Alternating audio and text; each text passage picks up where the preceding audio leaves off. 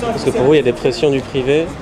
Et si oui, quelles sont ces pressions? Comment se manifestent? Pourquoi on arrive à qu'il y ait des pressions du privé. Quels intérêts on C'est 350 millions d'euros de chiffre d'affaires. Ça fait suite quand même à une décision de la mairie de Paris de reprendre son service de l'eau en régie, qui appartenait moitié à Veolia, moitié à Suez. Donc il y a une crispation évidemment de ces entreprises, en particulier de Veolia qui détient le marché depuis 88 ans.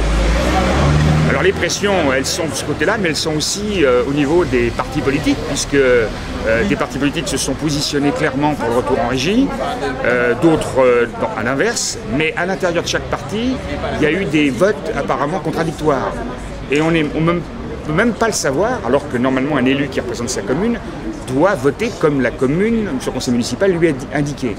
Eh bien, les 3/4 des élus n'ont pas voulu dire ce qu'ils ont voté à bulletin secret.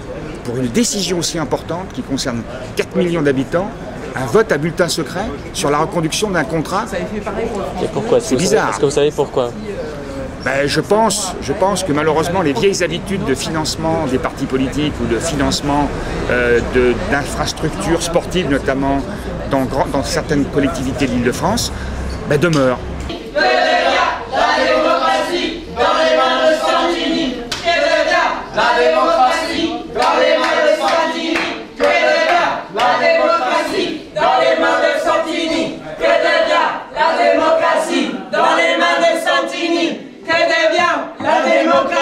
Dans les mains de Santini, que devient la démocratie? Dans les mains de Santini, que devient? Basta, trop de chair on n'en veut pas. Veolia, basta, trop de chair on n'en veut pas. Donc on est bien clair en mettant ces mélodes là maintenant. On restera ici jusqu'au bout. Tant qu'on n'aura pas eu l'entretien avec Santini, avec M. Santini, président du CEDIF, on restera ici. Tant qu'on n'aura pas parlé des vraies choses, pour parler donc de la surfacturation devant les médias, qu'il y ait un collectif de citoyens qui soit reçu à la prochaine réunion du CEDIF pour vérifier qu'à l'ordre du jour, la surfacturation soit inscrite et que les promesses soient respectées, pour une fois, que les politiques respectent leurs promesses. Donc on ira jusqu'au bout, s'attacher, et si c'est les policiers qui doivent venir le sortir, on attendra les policiers tranquillement. Donc en quelques mots, vous dénoncez ces surfacturations et manque d'information publique, c'est une sorte d'opacité, c'est ça? Alors tout simplement, encore une fois, on dénonce le fait que Veolia depuis 100 ans est détenteur de ce marché, sans aucune possibilité de changer de dépositaire de ce marché. Pourquoi? Parce que Santini, qui est à la tête du CEDIF depuis 25 ans, refuse, dans une opacité complète, de donner les appels d'offres, de transmettre les informations nécessaires aux élus pour pouvoir faire parler du sujet et pour pouvoir avoir un appel d'offres correct dans la législation et que la loi soit respectée. Du syndicat à la multinationale. Oh!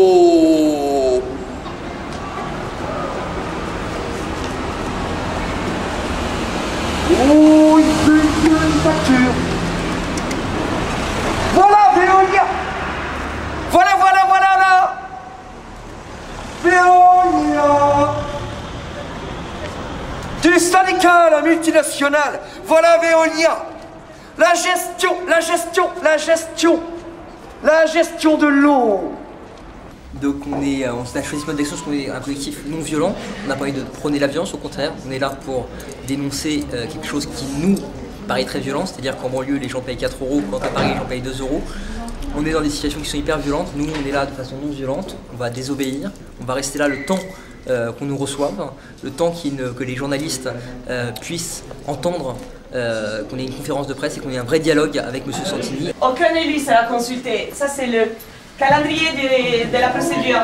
C'est un livre, c'est un document du CEDIF. Vous voyez bien qu'il y a pas mal d'élus qui étaient présents là. Il n'y a pas les 144 représentants des citoyens.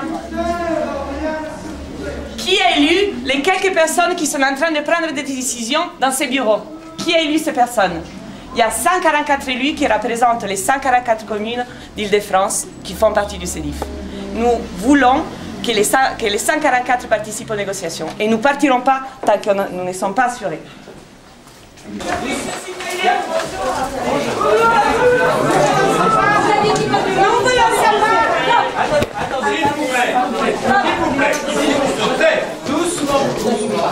Mesdames, Messieurs, êtes-vous des adhérents du syndicat? Nous sommes des usagers du syndicat. Nous sommes des citoyens d'Île-de-France. Vous êtes d'Île-de-France, êtes-vous desservi par le syndicat? Oui, j'habite Montreuil. Bagnolet. Vous pouvez me le prouver? Ici les Moulineaux. Oui, bien sûr. Eh bien, vous revenez avec la preuve. Je suis ravi de faire votre connaissance, Monsieur Santini, et à cette occasion de pouvoir, avec mes amis, vous demander quelques comptes sur Monsieur, la vous façon... n'avez aucun compte à me demander. Si, monsieur, s'il vous plaît. Monsieur, qui êtes-vous? Pardon. Je suis Pascal Poplin, vice-président du syndicat des eaux. Premier adjoint de découvert. Ravi également. Puis moi, j'ai aucun problème pour rendre des comptes aux gens qui sont concernés par un problème. Si vous n'êtes pas un citoyen des communes desservies par le SEDIF, non seulement vous n'avez pas de compte à me demander, mais vous n'avez rien à faire ici. C'est le plus grand syndicat d'Europe. Tous les citoyens ont le droit d'avoir accès à l'information. Vous confondez avec la CGT.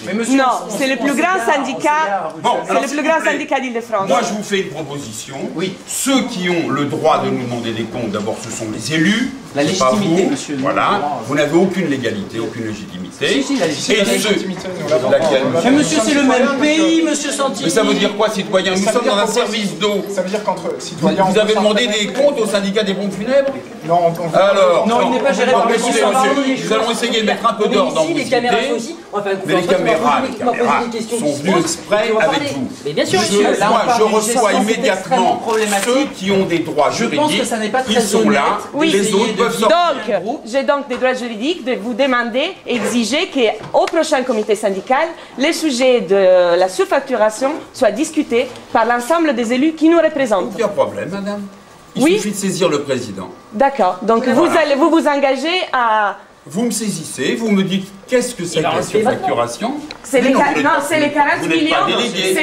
millions d'économies possibles qui sont inscrites Il suffit de m'écrire, madame, et je vous garantis que ce sera bien lors du jour. Alors, est-ce que tu recommandes qu'un collectif de citoyens, des gens de notre collectif, par exemple, qui sont venus ici vous parler, peuvent assister à ces discussions pour confirmer? Donc, vous vous engagez devant les caméras, cette commission. Voilà. Vous avez obtenu gain de cause, c'était d'ailleurs acquis d'avance. Et comment on fait pour vous saisir plus que ça? Une lettre. Mais je vous la fais tout de suite. Oui, non. Ah bah pourquoi? Ça va prendre le nez, il y a du papier, on a versé.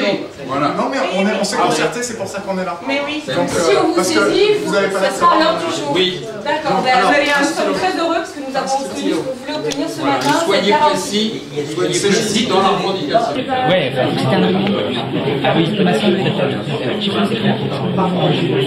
Monsieur Santini, conformément à notre accord oral du 4 décembre dans vos locaux, nous vous demandons par signature de ce document de pouvoir assister au prochain conseil du SEDIF, donc du 10 décembre, c'est bien ça, en présence des journalistes, et cela pour garantir la clarté la plus totale de la démarche. Nous vous demandons également, par la présente, de valider par votre signature en bas de ce document que seront traitées les questions suivantes lors de ce conseil. Origine des 40 millions d'économies possibles, et donc du moyen de réaliser ces 40 millions d'économies qui sont conséquentes lors du choix du prochain prestataire du SEDIF. Est-ce que vous acceptez, s'il vous plaît, de nous autoriser, par votre signature? Ah non, je ne vais pas signer votre lettre, vous la signez vous, et moi je me suis engagé à la transmettre au comité, qui en débattra. Ah non, je ne crois pas qu'on va partir... Qui en débattra? Non, je ne vais pas signer avec des gens qui n'ont aucun pouvoir. Oui, vous avez mon accord. Donc, non, mais signez dans ce cas-là. Mais je ne vais pas signer une lettre qui vient de vous. Mais oui, c'est courrier, donc, sera l'ordre du jour du prochain comité syndical. Voilà. Il nous semblerait vraiment très dommage, le 10 décembre, que cette opportunité nous soit refusée, et donc que la clarté nous soit refusée, et d'être obligé de faire des actions de ce type pour obtenir juste un débat ouvert. Voilà, ça nous semblerait dommage, contrairement à ce que vous avez l'air de penser. Merci.